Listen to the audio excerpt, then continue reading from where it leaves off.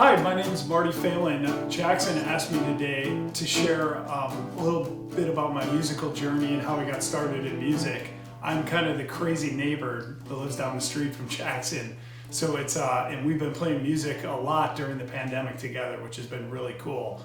But the first thing I wanted to say was how I got started in music. Actually, I was a late starter, late bloomer in music.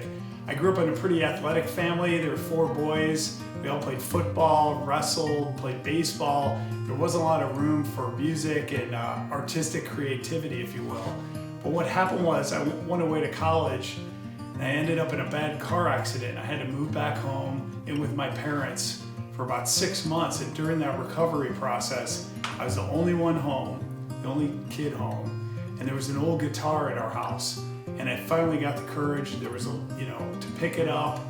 Had slowed down a little bit where I could learn a couple chords.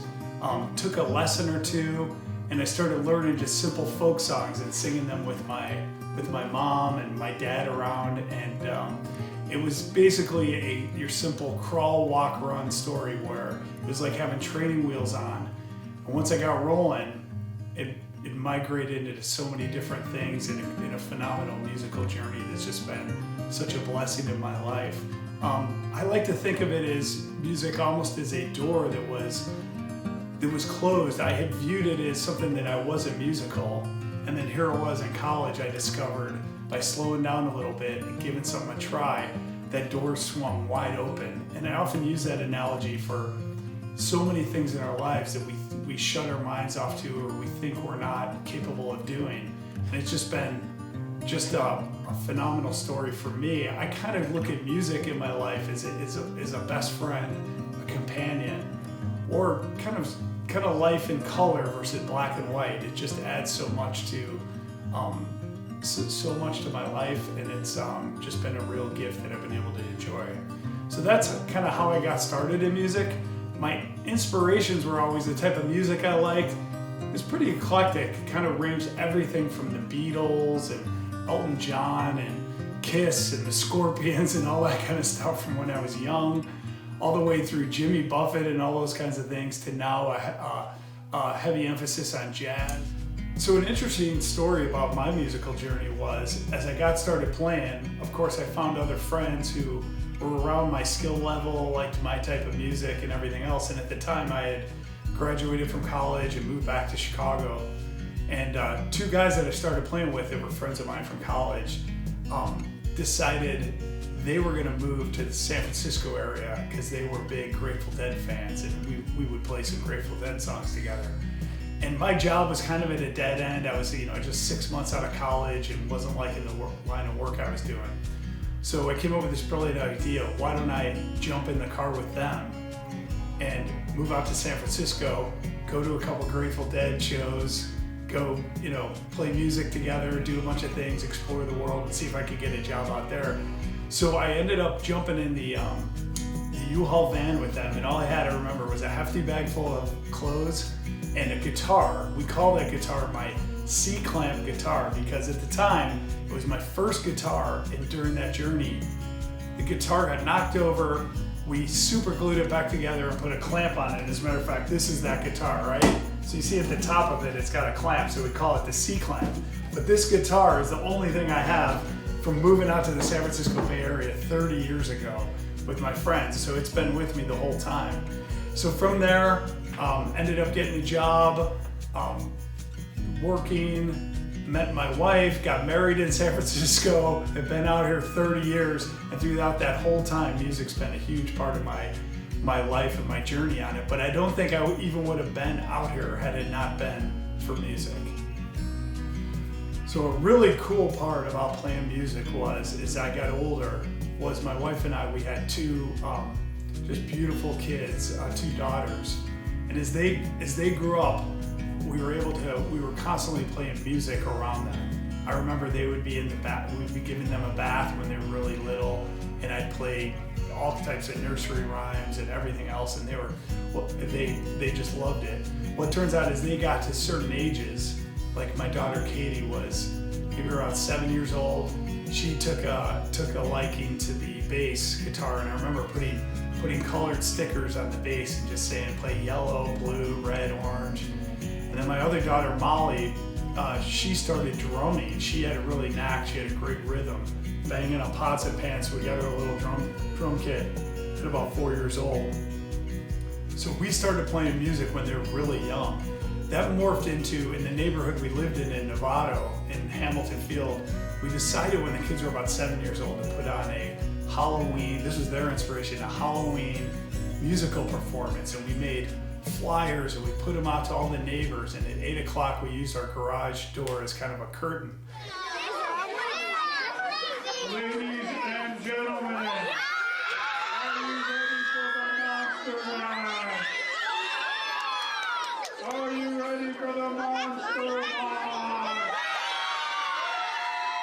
I can't hear you. And we practiced a couple songs. I think one of them was Pretty Woman. Another song was Smoke on the Water. A couple other songs. And when we hit the garage door and the curtain went up, there must have been 100 people in front of our house. I was dressed up like Frankenstein. I had a guitar on me. And we played the Monster Mash and a bunch of other songs. It was really big. So we did that every year for really about 15 years.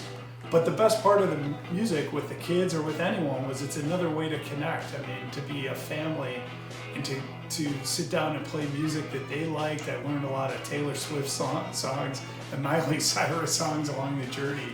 But what a great way to spend time with your kids and kind of learn more about them in a setting that's void of cell phones and distractions and video games and everything else. And so it was really a special bond between all of us. Another cool part about playing music was as the kids got a little bit older, their schools each had fundraisers, and I was able to connect with a couple other dads, and I had a brother-in-law who could sing and like Neil Diamond, and we decided for the Hamilton School in Novato, they were having an auction and they needed a band. So I'd never played in a band before, but we put together a makeshift band. We practiced with a couple of the dads that were in the school. So our first performance at the Hamiltons, we came up with the name of the band, the Hamiltons, because we lived at Hamilton Field and we were playing the Hamilton auction. Our first performance was at the Hamilton School auction. We had about 10 songs. It was a real train wreck. I know Sweet Caroline was one of them. That was kind of our big hit, our go-to hit. And by the end of that night, everybody was singing Sweet Caroline. There was 200 parents. Everybody was on the dance floor. It was really a lot of fun. We raised a ton of money for the school. So that was our first gig for the Hamiltons. The Hamiltons have been together for almost 15 years now. We played all kinds of things, but some of the crazy places, we played the San Francisco Zoo one time. After playing the San Francisco Zoo, the person who ran that also ran the Cow Palace, so they asked us to play at a San Francisco Sharks game. The Sharks were the minor league hockey team for the San Jose Sharks. And so here we are, we're just a dad band, and we're playing at the Cow Palace. After that gig, someone asked us to play the Beta Breakers, which is about 100,000 people, a race that goes from the city down to the Ocean Beach. So we played, we were right in front of the Bill Graham Auditorium, playing while 100,000 people ran by in all types of outfits, and that was crazy. And then we actually got to play a couple charity events for the Coast Guard. One of the coolest was the Coast Guard had their newest Coast Guard cutter. It was like some $1 billion Coast Guard cutter that was huge, and they had a friends and family day. So we got to play on the deck of the Coast Guard cutter Weishi as we went out under the Golden Gate Bridge, and they landed helicopters on the thing while we were playing. It was just amazing. So you just never know where all that's going to take us. But the funnest thing for me with the Hamiltons, or just in general, is just playing in our garage right here where I'm at now. With the kids in the neighborhood and with my family, and just having a lot of fun with it. I think I've been really blessed to have the gift of music, but to not nearly be good enough to think about things like going on the road, putting a tour together, recording. I was blessed with not a great voice, not that much musical talent. So I'm right in the sweet spot of just enjoying playing music and having a good time with it. So regarding funny stories during my musical journey and some things that have come up that just have been totally unexpected, When my kids were little, they ended up going to a preschool and made really good friends with some of their best friends. Their dad happened to be a really famous musician, James Hetfield, the lead singer of the band Metallica. And we were fortunate enough to meet, and we got to be good friends along the way. And there were definitely some cool times where James and his family would come over here to this garage, or on certain holidays and things like that, where we got to play music together, which is just really cool. And I would just say it's just amazing to watch these phenomenal musicians play. But I look at it more so too of the journey, the places that life and music can take you. Like I think John Denver had a song about this guitar, and he talks about the journey that his guitar took him on. And when I think of James, I think the same thing. It's no different than a basketball, somebody who loves basketball like Michael Jordan, and you think about where playing basketball eventually took him.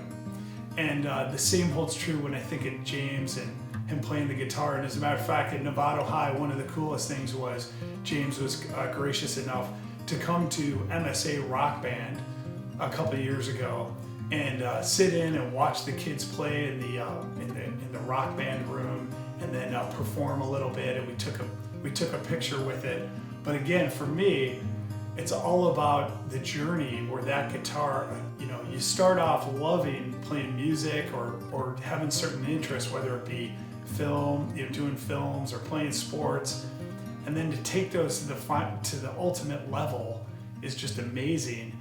However, I think my role in this thing is one of just remembering that it's for fun, and that I get to, at the level I'm at, I get to share in the gift of it, to see others learn how to play music, to see the light go on in their eyes, to see them get the training wheels going, and then remove the training wheels and see them learn how to ride that bike, if you will, and take it to wherever it leads you. Most of us aren't going to end up at that level doing those type of things, but it's always really important to remember that we're doing this for fun. It's enjoyment. It's kind of like I said at the beginning, it's it's like having one of your best friends or a companion with you that's always there, and that you can always have enjoyment with. And if you got some downtime, you can noodle around and learn some things, and it's just very cathartic. So just feel very blessed to have had those type of experiences along the way in my journey.